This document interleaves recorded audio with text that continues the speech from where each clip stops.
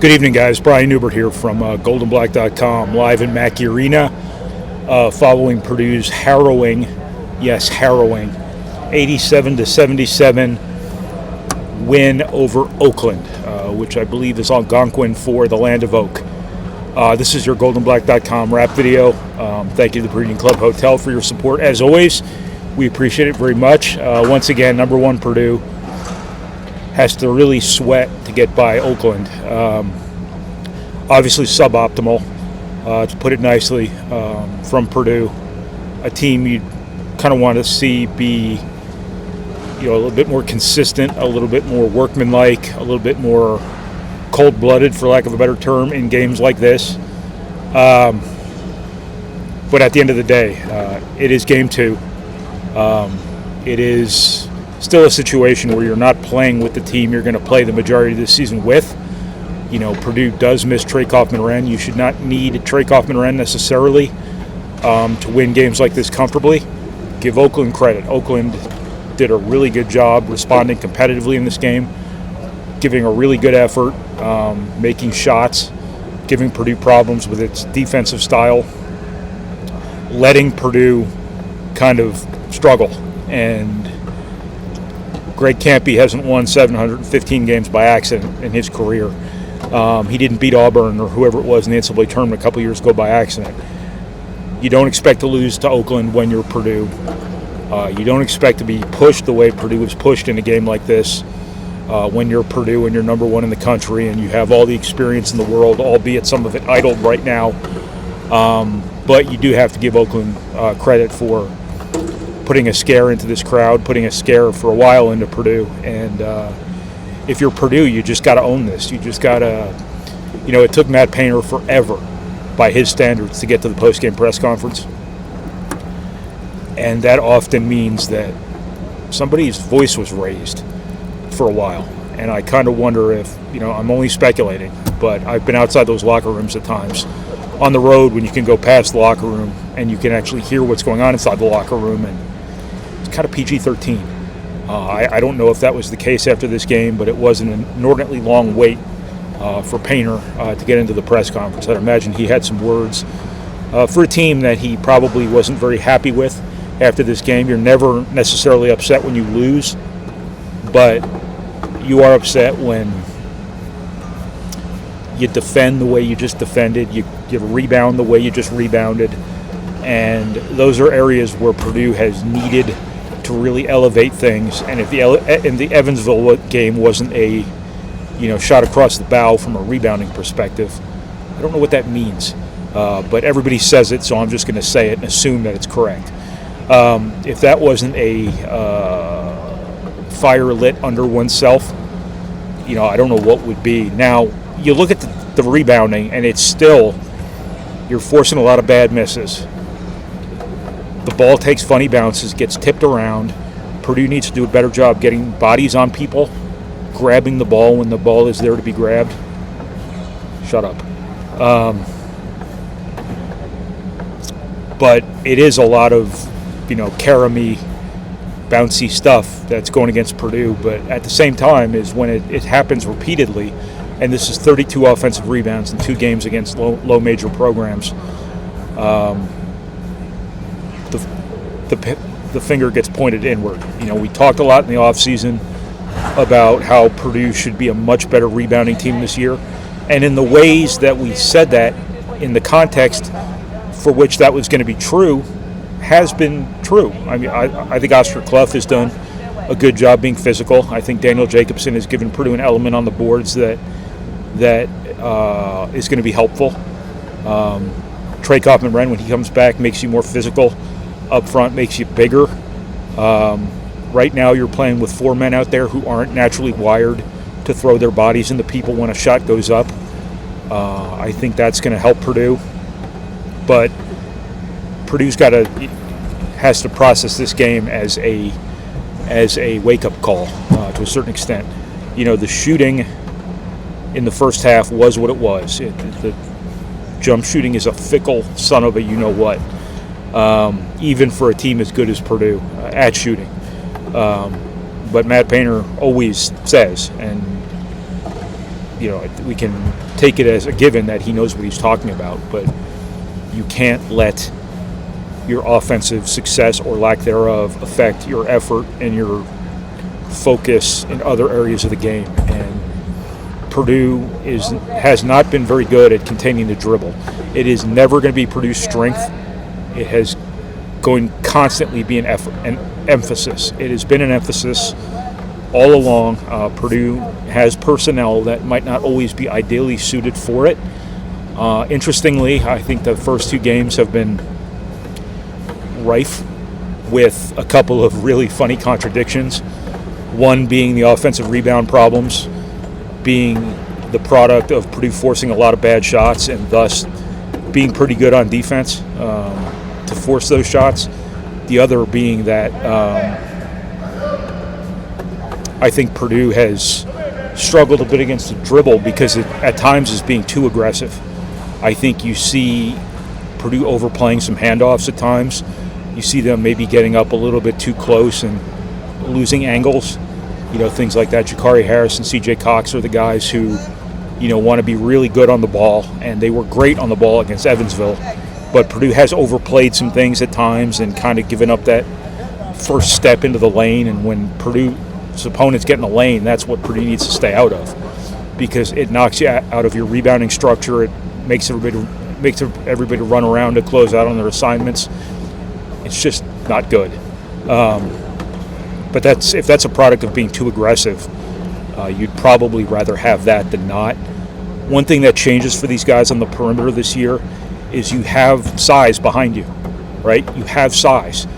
If you had blocked 7 shots in a game last year, like Purdue did tonight, that would have been grounds for the celebration scene at the end of Caddyshack. Purdue averaged like 1.7 block shots per game last year. It was not their thing. Purdue has shot blockers now. They have rim protectors now. And what you just don't want to have happen is the guys on the perimeter to take some liberties with that, knowing that if they get beat off the dribble, there's somebody back there to alter or block the shot. The best part about having shot blockers is not needing them. And I think that's an important thing to keep in mind as you assess Purdue's dribble containment, which hasn't been good enough. And will continue to be screamed into their consciousness, I'd imagine, here through practice before the Alabama game. But I guess give Purdue some credit here for raising its competitive level. I said at halftime there's got to be a higher competitive gear in this team than what you're seeing right now. This Trey Kaufman-Renless team right now, that is very important context to all of this. When Purdue was shooting badly in the first half, what you needed was balance. What you needed was somebody who you could throw the ball inside to. They started doing that against the zone, is playing high-low to get Daniel Jacobson the ball under the basket, and every time the ball got in the paint, good things happened. That's what really opened up this game for Purdue from an offensive perspective. They closed the half really well on offense. Didn't help them on defense as much, but they figured out their winning formula on offense, getting the ball in the paint, getting the ball inside. Everything opened up from there. They weren't living and dying with the three-pointer like they were in the first half. And to that point, I will say that if you give Purdue the looks it had all night tonight from three-point range, you're going to give up 100, a lot. And it just so happened it was one of those nights. Now, I think Purdue's proven itself as a three-point shooting team, but this is now 2 out of 4 competitions where Purdue has not shot terribly well. Purdue's final numbers look good because they closed the game really strong, but the reason it was a game they had to close the game really strong was because you didn't capitalize on your opportunities early when you got the shots you wanted. That's the other kind of point to make here is I think Purdue's getting the shots it wants, and for the most part, Purdue is forcing the shots it's willing to live with. Now, when people get in the lane on you, that's not true, but I think that opponents thus far have had to take a lot of tough threes, a lot of threes in general, and thus the offensive rebounding problem is a bit of a symptom of that, a bit of a byproduct of that, I should say. But Purdue's just got to be better. Purdue's got to clean up the rebounding. They got to be better defensively. I don't think I have to tell you that if you watch the game. I know you didn't have the people who watched this in person who were holding their breath through the second half, even though I don't think there was ever a moment, and I say this all the time when games like this are close, but I didn't think there was ever a moment where Purdue actually might lose this game. It was just a matter of when they were going to pull away. And it was in the final minutes there where the three started going down, and after Braden Smith had kind of taken the game by the neck and gotten downhill and kind of forced the issue a lot in transition and getting the ball in the paint and things like that, that's when, Purdue really took off here. But one other little red flag, Purdue's got to do a better job taking care of the basketball. The number at the end of the game looks great.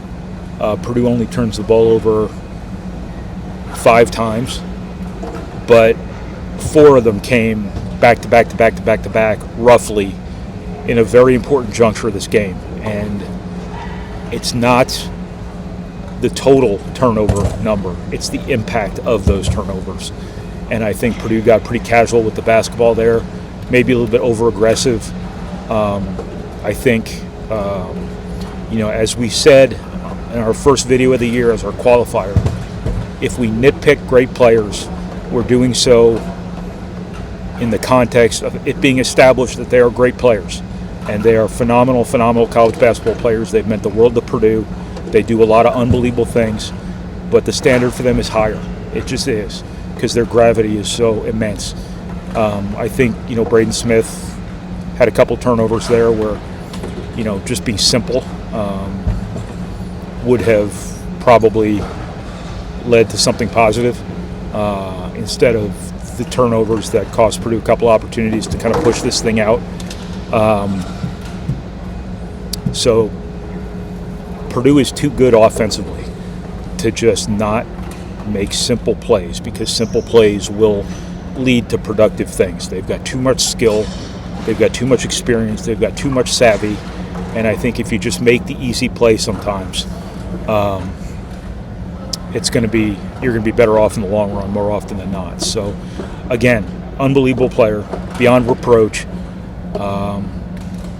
but those turnovers were a bit costly. I think you got to give a lot of people credit here in the second half for helping Purdue into this. A lot of non-obvious guys. Obviously, Braden Smith was awesome. 20 points, 7 rebounds, 9 assists. We talked about the turnovers. That's behind us from a content perspective here. I think that, Oscar Clough gave Purdue a real spark. He really went and found the ball. He's not the most athletic guy. He doesn't get off the ground very well. But he is a ferocious little hedgehog going, and not little, but going and getting hands on the basketball, tracking it down. He had an offensive rebound that I think started in the charge circle and was finally corralled just inside the three-point line. I'm pointing at the court that you can't see, so I don't know why I'm doing that. But he just got Purdue possessions. He did a good job making himself available at the basket for a lot of easy baskets, and just gave Purdue a real spark. And I think that motor is really going to show up for Purdue a lot this year as he continues to settle in, especially. I don't think he's quite there yet, but I think he will be in time. And when not settled in is 14 points, 9 rebounds, and 4 blocks in 28 minutes, it's pretty good. I think, again, we'll continue to count the numbers together, the two centers. So you got 16 points, 11 rebounds, and 7 blocked shots from the center position. Purdue blocked 59 shots all last season. Keep that in mind. Just to put that in perspective. 7 blocked shots that led to some transition stuff. That's not just defense. That's offense too. Rebounding is offense too. So C.J. Cox, I thought, was impeccable in this game. Impeccable might be a bit aggressive in terms of the old vocabulary, but I thought he gave Purdue a great spark. He made a lot of winning plays, did a lot of winning stuff. 14 points, 2 assists, no turnovers, 5 of 9 from the floor. Just had some timely rebounds. Just a real winning guy who is going to find himself in a role here. And the thing with everybody in a role is that they have to be efficient and they have to be effective in ways that you don't necessarily look right at when you assess how a team played. And I think he did that. Jakari Harris, this wasn't his night, but I think those two together, again, are going to be really good for Purdue this year in pretty focused roles. I think Liam Murphy, you got to give him a lot of credit. I think Liam Murphy has a very particular set of skills that he acquired over a very long career that make him a nightmare for people who leave him open when they're playing zone. And he is an elite shooter. Elite. Like, I think he's the best shooter on Purdue's team. And Purdue has Fletcher Lawyer and Braden Smith. But if you just leave him open in the corner, I know he missed a couple in a row early, but when Purdue really needed him, he made those shots. And I think you have to give him a lot of credit for coming in, playing limited minutes here, being ready to play, being ready to shoot, and making the shots, making big shots. Does Purdue win this game without Liam Murphy? It's a fair question. Probably. I don't think there was really any pathway where Purdue was going to lose this game without any sort of cataclysmic event occurring. But I think that Liam Murphy certainly played a pretty heavy hand in Purdue winning this game. I really liked, from a basketball appreciator perspective, how Purdue used Daniel Jacobson in the zone, against the zone. I think Jack Benner is ideally suited, like straight out of central casting, to play in the middle of a zone offensively, because he can really pass, he can shoot, he can see the floor.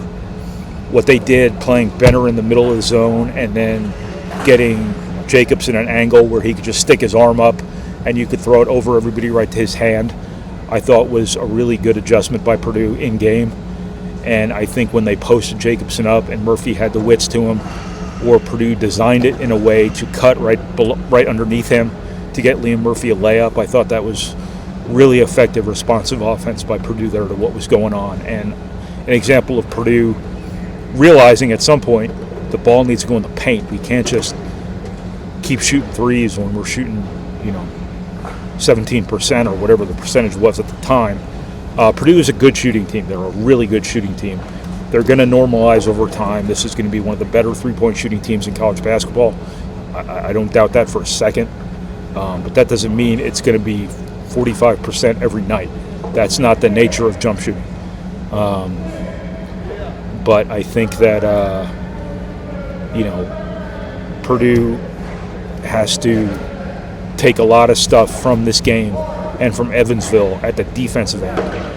And then they have to get some more experience together with Trey Kaufman-Renn in the lineup, a more balanced offensive arsenal, so to speak, and just kind of find a higher gear here, because this has been a relatively sleepy beginning for Purdue. Margin of victory doesn't matter, but it does shape perception sometimes. And, the fact this was a game with 5-6 minutes to go, still, Purdue's not going to get rattled. Confidence is not going to be an issue for this team. Overconfidence will be an issue for this team before lack of confidence will be an issue for this team. I think if the first half there was any indication of them playing with their food, I think that's a red flag.